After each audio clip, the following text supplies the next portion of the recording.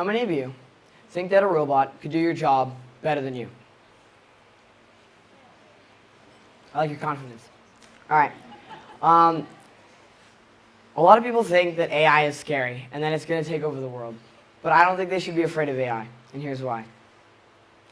On one hand, things that distinguish AI from people is the amount of data it can process and the speed at which it can analyze and take action. But on the other hand, humans can analyze different types of data, like emotion, and apply morals when making a decision. Human reasoning is complex, and it takes time to fulfill. It would take much longer for AI to replicate human reasoning. Now, let's talk about the history of AI. AI began as just a fantasy, a thing of myths, or... Oh, wait. Sorry. Oh, wait, no. I meant to change this slide. Sorry, I meant to change the slide before. Or as Pamela McCorduck said it, an ancient wish to forge the gods. It was philosophers, not scientists, who first started thinking of the brain as though it were a machine. In Dartmouth College in 1956, a team of researchers predicted a machine as intelligent as a human would exist in no more than a generation.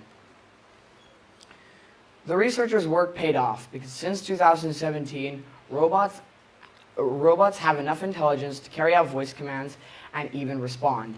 That is a form of AI called natural language processing, or NLP. Smartphones cannot engage in deep conversation. However, they are able to do more and more tasks that are well-defined. For example, Google Assistant has just demonstrated that it can book you a haircut at the salon. Just watch this beta test. So how can I help you? Hi, I'm calling to book a women's haircut for a client. I'm looking for something on May 3rd. Sure, give me 1 second. Sure, what time are you looking for around? At 12 p.m. We do not have a 12 p.m. available. The closest we have to that is a 1:15. Do you have anything between 10 a.m. and 12 p.m.?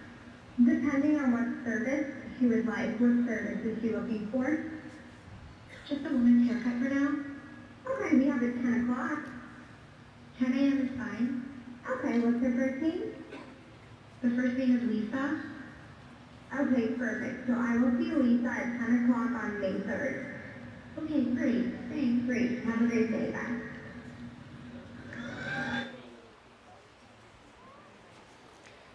So in case you haven't guessed by now, I adore computers and have always been fascinated in their exponential growth and how much they can improve human life.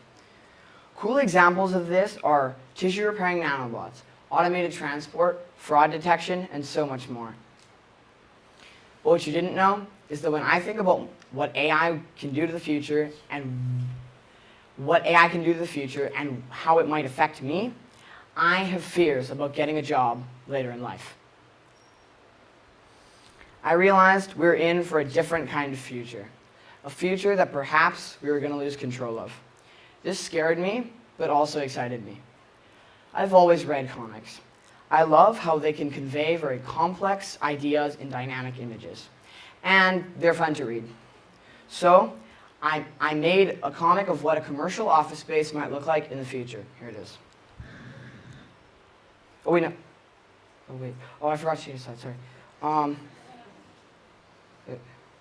Wait, no, that's good. Sorry. This is a comic about a janitor who is overworked and doesn't particularly like his job.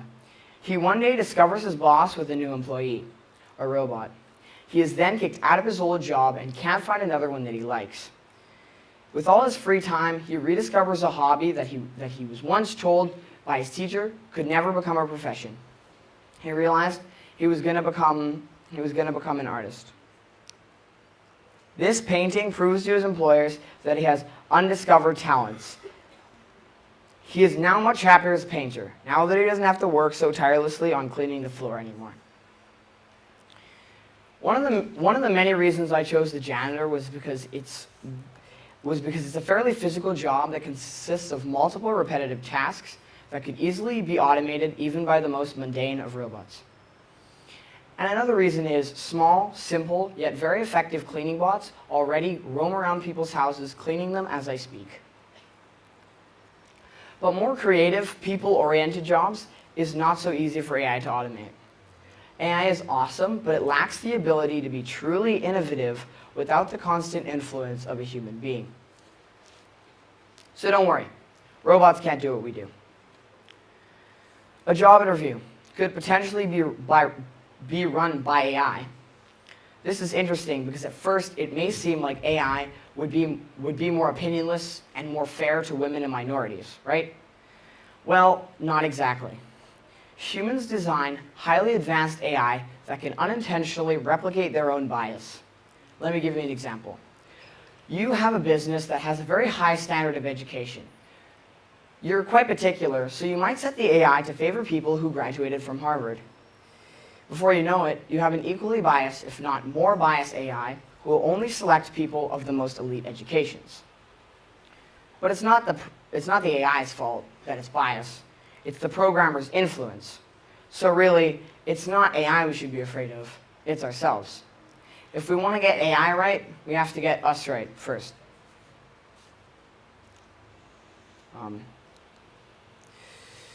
AI can do cool things that we never imagined possible, like booking a haircut, autonomous driving, and skin tissue repair.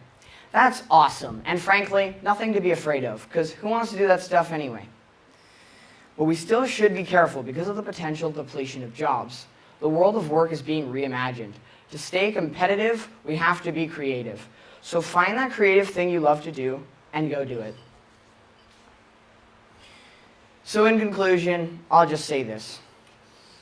We don't have to be afraid of AI. AI will do all the jobs we don't want to do and be very helpful to us.